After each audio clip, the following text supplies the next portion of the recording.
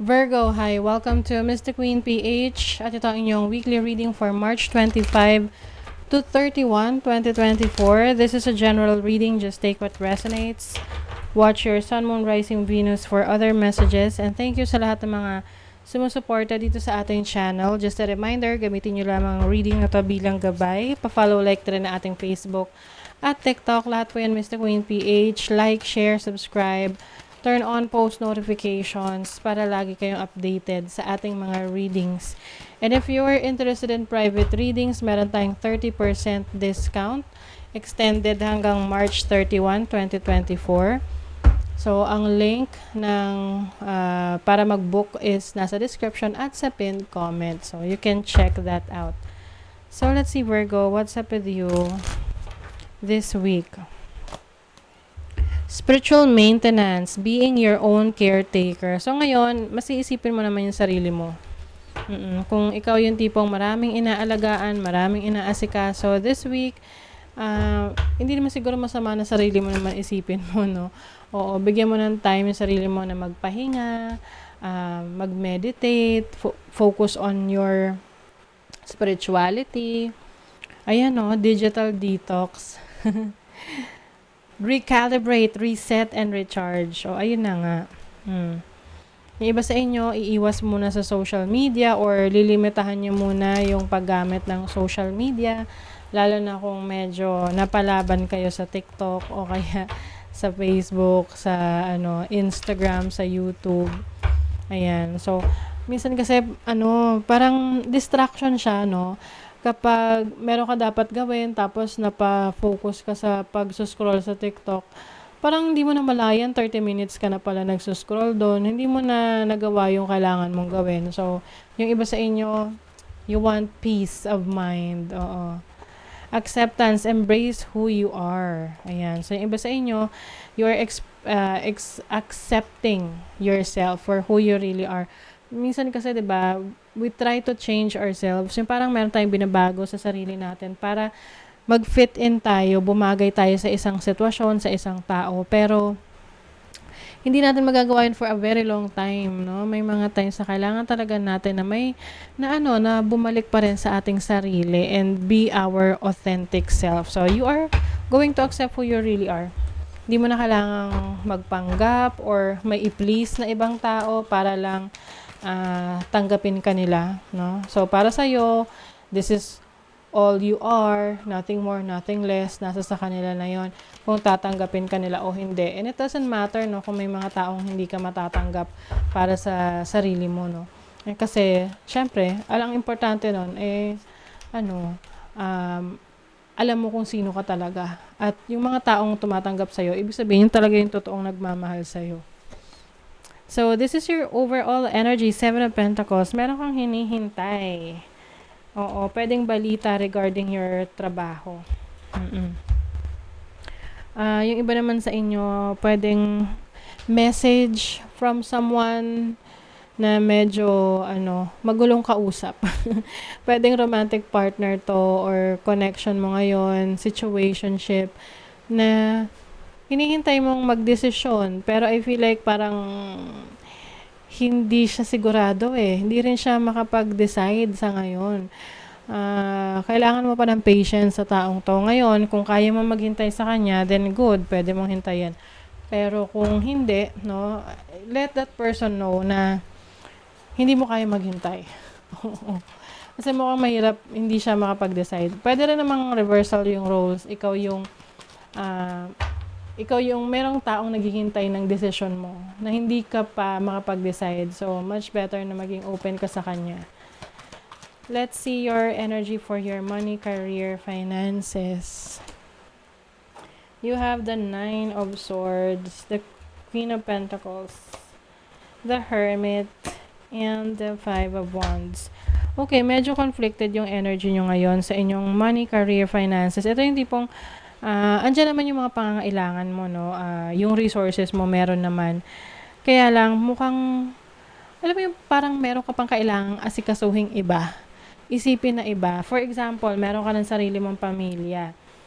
Pero, yung iyong extended family, like for example, your parents or yung mga kapatid mo, nakaasa pa rin sa'yo. So, iniisip mo pa rin kung paano mo sila aalagaan, kung paano mo maipoprovide yung needs nila kahit na meron ka ring sariling pamilya na kailangan mong asikasuhin. So, yung iba sa inyo nasa stress.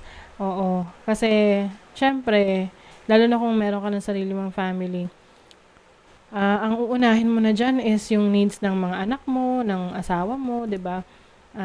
Tapos pag may nangailangan rin na extended family, medyo mahirap rin sa'yo natanggihan sila. So ngayon, ikaw yung nag-absorb nung stress. Mahirap yan kasi maaaring makaapekto sa'yo yan emotionally, mentally, no? Physically. Kaya ngayon, with the Hermit card, nire-reassess mo. Naisip mo, tama pa ba na ganito?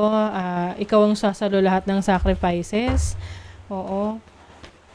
Pwede rin tong mag-apply sa career ninyo, na tipong meron kang sarili mong responsibility sa trabaho, sa business mo, and meron pa ibang tao na inaasa pa sa'yo yung iba nilang responsibility dahil hindi pa nila alam or hindi nila kaya. Alam mo yon. So, I think, mas maganda na tulungan mo na lang sila kung paano sila mas magiging independent.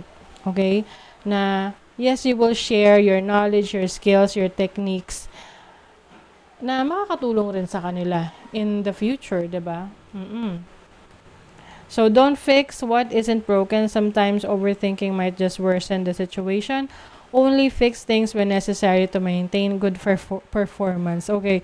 So iba sa inyo, maaring nag-overthink din kayo sa situation. Maaring iniisip nyo kasi, alam nyo masyadong advance mag-isip na ano na lang sasabihin ng kaibigan ko or ng katrabaho ko kapag hindi ko siya tinulungan. Baka mamaya sa mamaloob niya sa akin, yada yada yada. Kaya naman, puro sakripisyo yung binibigay mo para sa kanila.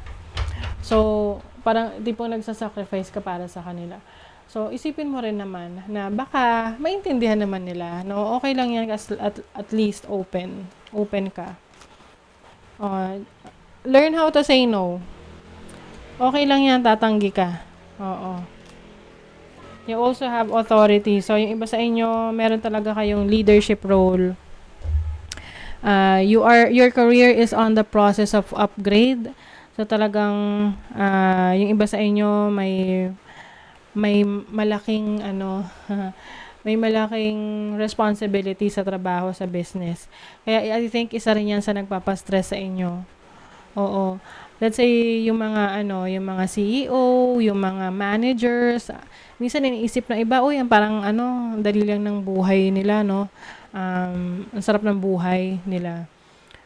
Pero actually, yung mental stress nila, as in sobrang lala. Kasi andun yung responsibility sa kanila eh. Oo. So, let's see your love life. Okay, ano man love life ng mga Virgo? 8 of Pentacles. Okay, you have the Page of Pentacles, Knight of Wands, and the 4 of Cups. Okay. Meron dito na hindi napapansin. Pwedeng ikaw, hindi ka napapansin ng person mo, or tipong hindi ka na masyadong nabibigyan ng attention. Or pwedeng vice versa, reversal na ikaw yung hindi mo na nabibigyan ng attention yung romantic partner mo. Pwedeng busy sa trabaho. Oo. So, I think ang isa sa important na, na kailangan dito is yung pagmamanage ng time mo. Oo. Manage your time with your person na kung ano yung parang pambawi ba. Halimbawa, hindi ka nakapagbigay sa kanya ng time the other day. So, mag-set ka ng panahon para you will make up for that lost time. Lalo na kung very, very, very, very busy ka. Kasi minsan yan akala mo okay lang sa kanya. Pero sa totoo lang naiinis na hanggang sa kinikim-kim niya lang yan, hanggang sa sasabog, tapos may isip mo na lang ay ayaw na niya, ganon. So ikaw rin pwedeng reversal rin yung role, ganon. Oh my god, diba? Pwedeng ayaw na niya, pwedeng magkaroon ng separation. Attraction. Baka sa iba na ma-attract to. Runner. Oh my God. So, may iiwas. Oo. So, pagdating sa relationship, hindi naman yan kasi parang meron ka lang, papasok ka lang sa relationship, tas ganun na, okay na, that's it. Parang autopilot na, hindi. Ano yan, i-maintain mo rin yan. Mm-mm. So, may kanya-kanyang needs kayo pareho.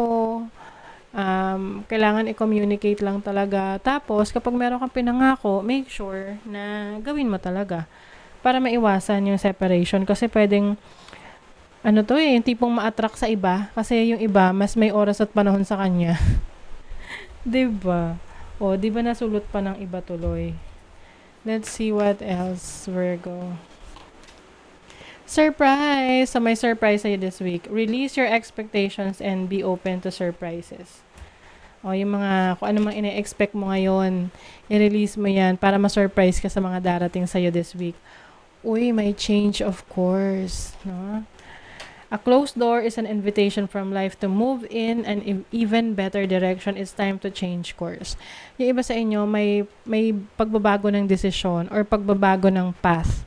Pwedeng magbabago ka ng negosyo, business, career, no, trabaho, or yung mga gusto mong i-pursue sa buhay. Okay?